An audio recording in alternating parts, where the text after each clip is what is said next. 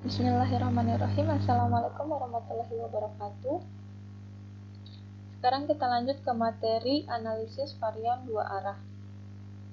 Seperti dijelaskan sebelumnya oleh Kak Deni, analisis varian dua arah ini akan membandingkan kelompok data berdasarkan dua faktor. Sedangkan asumsi yang harus dipenuhi itu ada kenormalan data, homogenitas varian, dan independensi residual. Di sini contoh kasus analisis varian dua arah itu kelompok datanya itu kecepatan pemotongan. Sedangkan untuk faktor pertama itu sebagai perlakuan percobaannya ada 4 tipe alat, sedangkan faktor kedua sebagai blok percobaannya itu ada 5 material dengan beragam derajat kekerasannya. Nah, ini merupakan datanya ya. Cara bacanya itu dengan tipe alat A dan kekerasan material 1, kecepatan pemotongannya itu 12. Nah, untuk tipe alat B dengan kekerasan material 1, kecepatan pemotongannya itu 20. Begitu seterusnya ya. Kemudian kita akan menguji perbedaan rata-rata perlakuannya dan perbedaan pengaruh bloknya dengan dua hipotesis. Di hipotesis pertama itu H0 yaitu keempat rata-rata populasinya adalah sama atau identik. Sedangkan H1-nya ada rata-rata populasi yang tidak sama. Kemudian untuk hipotesis keduanya H0-nya yaitu tidak ada pengaruh blok. Sedangkan H1-nya ada pengaruh blok. Nah, sekarang kita lanjut ke SPSS. Seperti biasa ya, kita buat dulu variabel view-nya. Di sini ada 3 variabel dengan nama kecepatan. Ini yang merupakan kelompok data yang akan kita uji. Kemudian alat sebagai faktor pertamanya dan material sebagai faktor keduanya. Desimalnya itu semuanya 0 dan kategori datanya itu semuanya pakai scale. Kemudian di value ini karena alatnya itu ada A, B, C, D, kita deskripsikan value 1 itu sebagai A. Nah, masukkan ya. Kemudian 2 sebagai B, 3 C, dan 4 D. Kemudian klik OK. Nah, untuk data view-nya kita masukkan nilai-nilai di variabel kecepatannya ya, semuanya. Nah, kemudian kita kelompokkan di tipe alatnya. Ini kan yang 12 tipe alatnya A ya, jadi 1A. Nah, untuk materialnya material pertama, begitu seterusnya sampai terisi semua. Kemudian setelah terisi semua, kemudian klik analyze, pilih general linear model dan pilih univariate. Kemudian data kecepatan ini sebagai kelompok data yang diuji dimasukkan ke kotak dependent variable. Untuk faktor 1 dan 2-nya kita masukkan ke fixed factor. Nah, untuk modelnya kita pilih yang custom. Nah, tipenya itu pakai yang interaction. Kemudian alat dan material itu kita masukkan ke kotak modelnya. Kemudian klik continue. Nah, untuk sekarang kontras dan plotnya ini kita abaikan dulu ya. Selanjutnya untuk post hoc-nya Kita masukkan alat dan material ke kotak post hoc test. Kemudian pilih yang LSD, Tuke, dan Duncan. Dan klik continue. Nah, untuk save ini kita bisa pilih yang residual standarnya ya, untuk menguji independensi residualnya. Kemudian klik continue. Selanjutnya di menu option overall semuanya kita masukkan ke display min. Kemudian kita pilih yang descriptive statistik dan homogeneity testnya. Kemudian klik continue.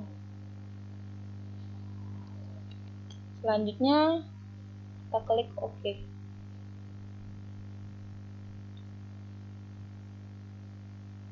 Nah, di tabel pertama ini menunjukkan banyaknya data dari perlakuan yaitu alat dan blok yaitu material di setiap levelnya. Sedangkan tabel kedua menunjukkan hasil analisis deskriptifnya yaitu min, standar deviasi, dan banyaknya data dari alat dan material di setiap levelnya.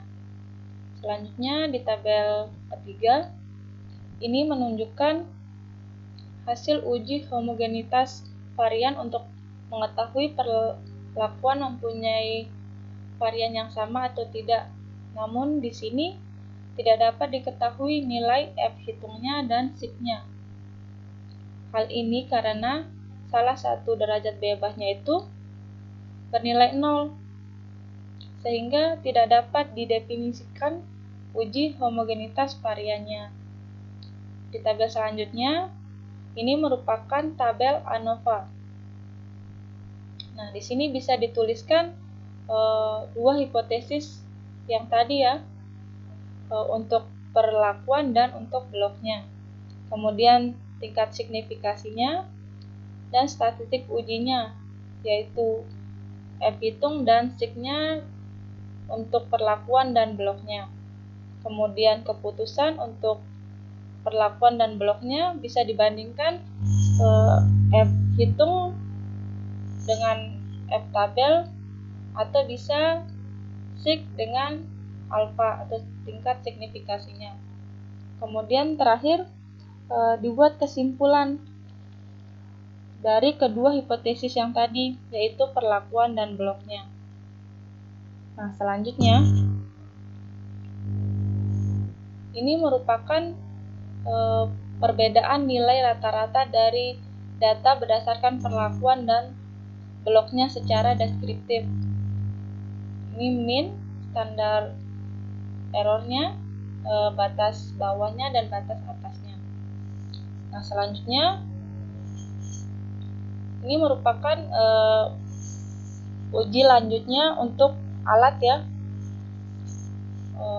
Nah, untuk uji Tuke ini kita bisa lihat dari nilai signya. Jika nilai signya kurang dari alfa, maka terdapat perbedaan yang signifikan antara alat yang satu dengan yang lainnya. Sebagai contoh, di sini alat A dan B memiliki sig 0,005 sehingga kurang dari alfa 0,05. Jadi dapat disimpulkan bahwa alat A dan B memiliki perbedaan yang signifikan. Untuk mempermudah, di sini bisa dilihat juga dari tanda bintangnya. Jika memiliki tanda bintang ini, maka terdapat perbedaan yang signifikan dari alat yang satu dengan alat yang lain. Dan jika tidak ada tanda bintangnya, sebagai contoh di sini alat D dan alat A tidak memiliki bintang. Artinya alat D dan alat A ini tidak memiliki perbedaan yang signifikan. Nah, itu juga bisa dilihat dari nilai signya yang lebih besar dari alfa. Untuk uji LSD-nya juga sama ya, cara bacanya sama seperti uji Tukenya. Lanjut ke uji Tuke dan Duncannya. Cara bacanya itu, jika nilai dari subsetnya itu di kolom yang sama, artinya tidak ada perbedaan yang signifikan dari alat yang satu dengan alat yang lain. Sini contoh ya, di uji Duncan aja, alat A dan alat D itu ada di kolom subset yang sama, sehingga dapat dikatakan bahwa alat D dan alat A itu tidak memiliki perbedaan yang signifikan. Dan begitu seterusnya ya, jika ada di kolom yang sama. Selanjutnya untuk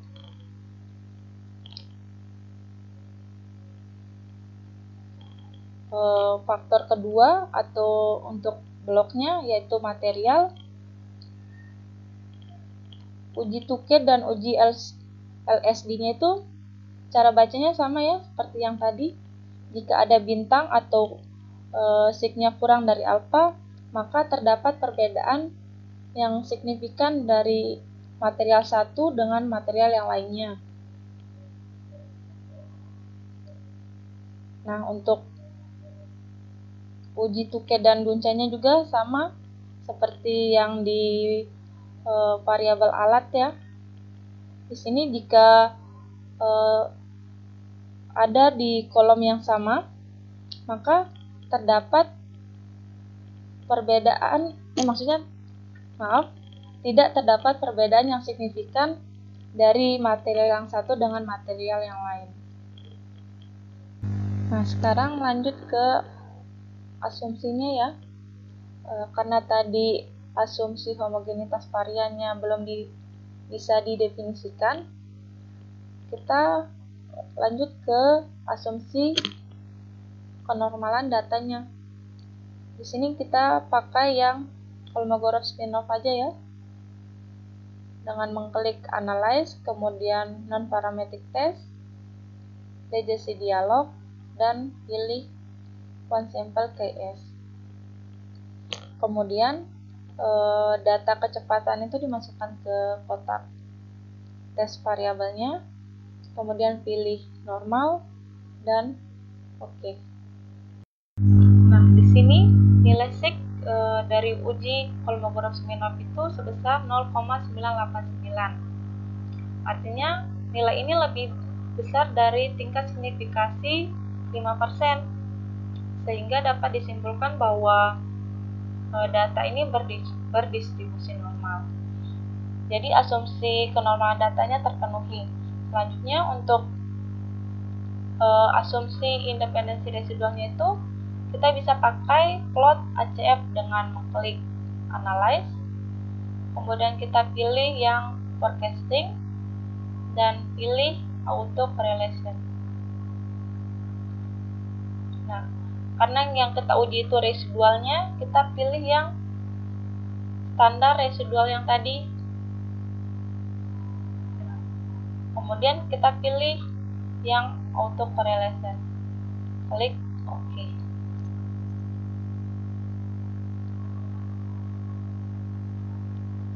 Nah, di output ini muncul plot ACF.